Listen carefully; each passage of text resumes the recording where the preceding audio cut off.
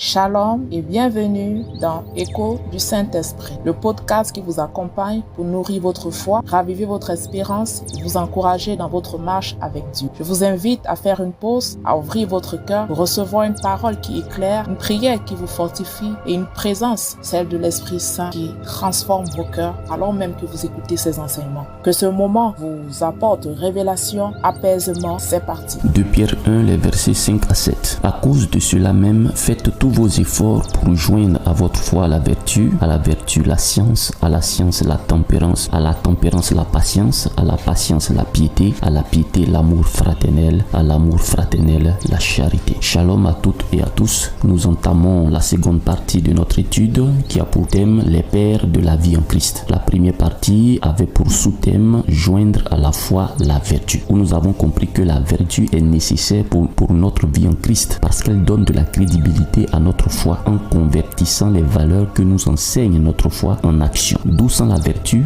la foi est comme un arbre fruitier sans les fruits. Par exemple, sans les vertus comme l'amour du prochain, la bienveillance, le partage que nous enseigne la foi en Christ, notre foi en question est vaine, elle est morte. Jacques 2, les versets 14 à 17. Alors aujourd'hui, nous étudions la paire vertu et science. 2 Pierre 1, verset 5. À cause de cela même, faites tous vos efforts pour joindre à la vertu la science. Joindre à la vertu la science. Depuis toujours, les athées ont voulu nous faire accepter et ils continuent aujourd'hui encore de nous faire croire que la foi et la science ne sont pas liées en invoquant plusieurs prétextes parmi lesquels celui qui semble être le plus imposant. La science est autocorrective ou auto-révisable alors que la foi non. C'est-à-dire que la science se corrige elle-même. Par exemple, si un scientifique avance une idée et qu'il se trouve que les données utilisées pour avancer cette idée sont falsifiées ou fausses, il peut les corriger et changer l'idée. Ce qui n'est pas le cas dans la religion où la vérité est absolue. La science fonctionne alors avec probabilité et autocorrection. Alors que dans la religion, c'est je sais que j'ai raison et je n'autorise rien d'autre. Donc pour celui qui a la foi, tout le monde a tort, sauf lui qui croit. Mais pourtant, ce prétexte avancé pour séparer la foi de la science n'est pas vrai. La science est autocorrective, mais la foi aussi est autocorrective. Par exemple, en tant que chrétien, tout comme le scientifique, nous pensons avoir aujourd'hui la bonne connaissance de la vie chrétienne et de la personne de Jésus, alors que la Bible nous enseigne qu'aucun chrétien, qu'aucune église n'a la connaissance absolue de la vie en Christ et de notre Seigneur Jésus. Éphésiens 4, verset 13. Jusqu'à ce que nous soyons tous parvenus à l'unité de la foi et de la connaissance du Fils de Dieu, à l'état d'homme fait à la mesure de la stature parfaite de Christ. Ce passage nous enseigne que tous les chrétiens ou toutes les assemblées chrétiennes n'ont pas la même connaissance de la foi et la même connaissance de Jésus, malgré que nous ayons tous le même Saint-Esprit. Chacun interprète les choses ou la parole de Dieu selon sa manière de comprendre, en fonction de l'environnement culturel qu'il influence ou en fonction des connaissances intellectuelles qu'il a, en fonction de son éducation ou de ses principes de vie propres à lui, bref, en fonction de plusieurs critères, souvent même en fonction des prédications ou des enseignements qu'il a déjà écoutés. Donc,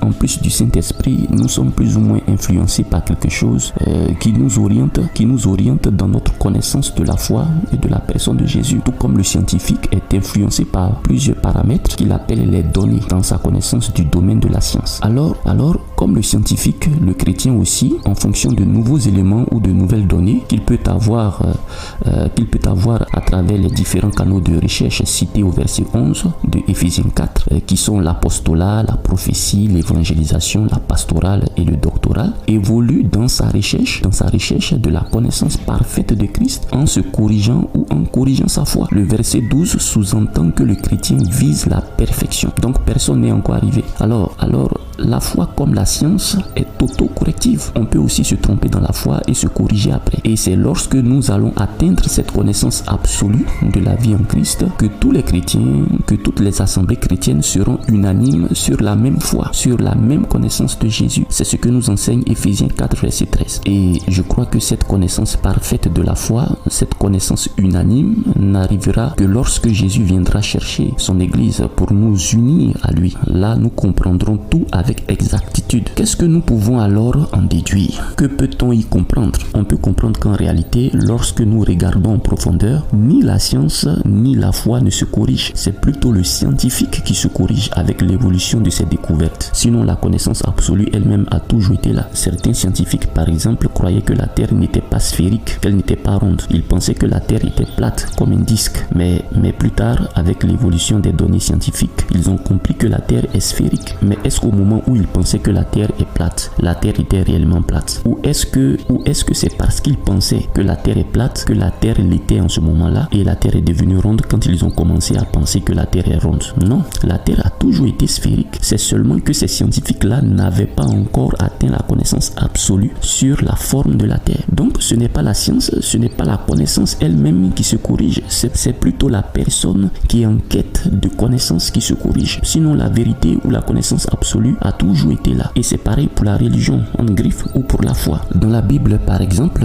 l'apôtre Pierre, pourtant habité par le Saint-Esprit, au début de son ministère apostolique, pensait que l'évangile était réservé aux Juifs. Il avait du mal à accepter que les païens puissent être sauvés sans pratiquer les lois juives telles que la circoncision, etc. Mais dans le livre des Actes, acte 10, Dieu lui donne une vision, une nappe avec des animaux impurs. Scientifiquement, on dira que c'est une nouvelle donnée, une nouvelle information qui va changer ou qui va corriger la connaissance de Pierre sur la foi chrétienne. Il va donc comprendre que Dieu ne fait pas de favoritisme. Acte 10, les versets 34 à 35. À partir de là, Pierre reconnaît son erreur et accepte d'aller prêcher chez Corneille, un païen, c'est-à-dire un non-juif. Donc la foi et la science sont au même diapason, où le scientifique et le croyant s'auto-corrigent. Alors, joindre la science à la vertu de sa foi, c'est affiner la pratique de la vertu par la recherche de la connaissance pour mieux stabiliser sa foi. Plus on sait, plus on pratique mieux les vertus de sa foi. Nous venons de citer Pierre. Quand il a eu une nouvelle connaissance, il a compris comment mieux pratiquer la vertu qui est l'obéissance à Dieu en ne limitant pas l'évangile seulement aux Juifs. Nous rappelons aussi que les épîtres de Pierre s'adressaient aux communautés chrétiennes dispersées dans plusieurs provinces de l'Empire romain, surtout de l'Asie mineure, qui étaient confrontées à des persécutions et à la manipulation. 1 Pierre 1 verset 1. Pierre, apôtre de Jésus-Christ, à ceux qui sont étrangers et dispersés dans le Pont, la Galatie, la Cappadoce, l'Asie et la Bithynie. Donc quand l'apôtre Pierre dit de joindre à la vertu la science, il s'adressait à des chrétiens qui sont dans des territoires étrangers. Il faut avoir la connaissance de là où tu te trouves. Il fallait pour eux avoir la connaissance des sciences naturelles, des sciences juridiques, des sciences sociales, des sciences religieuses de ces régions-là qui ne leur étaient pas habituelles. Alors pour parler un peu plus scientifiquement, la science en tant que recherche de la connaissance et de la vérité peut être perçue comme un moyen de cultiver la vertu. Par exemple, en comprenant mieux le monde, les lois de la nature ou les comportements humains, le chrétien peut faire des choix plus éclairés et plus éthiques. Tu ne connais pas la psychologie d'un peuple qui t'est étranger. La psychologie fait partie des sciences sociales. Donc tu n'as pas cherché à avoir des connaissances sociales du pays où tu es étranger. Tu ne sais pas comment les gens fonctionnent là-bas, leur culture,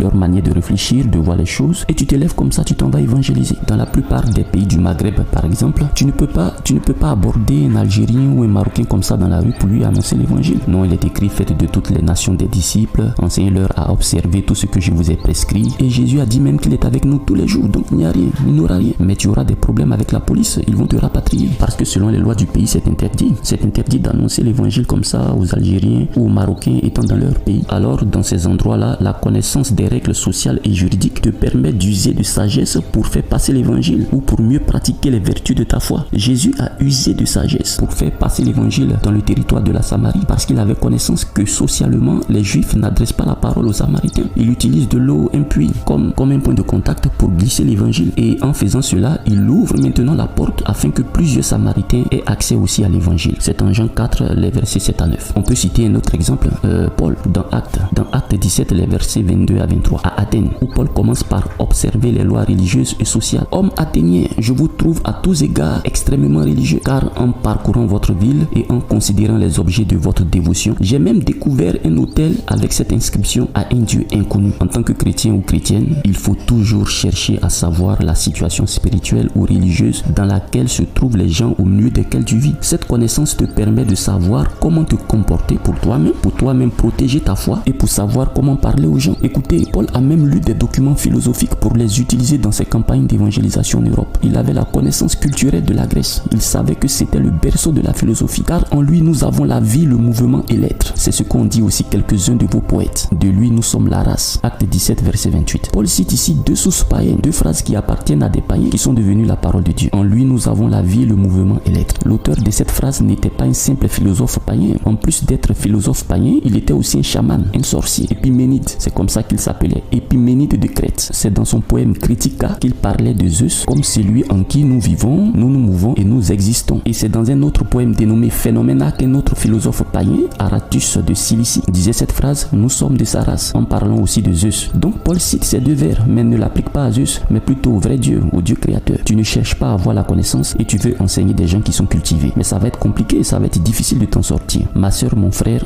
tu dois joindre à ta vertu la science. Shalom. Merci chers frères et sœurs d'avoir écouté cet épisode de Écho du Saint-Esprit. J'espère que ce message a semé en vous quelque chose de bon et de vrai. Si ce podcast vous a édifié, n'hésitez pas à le partager autour de vous, à vous abonner et à nous laisser un petit mot d'encouragement. En attendant notre prochain rendez-vous, que la paix de Dieu garde votre cœur et que sa lumière vous guide chaque jour. À très bientôt sous le regard bienveillant du Seigneur Jésus-Christ.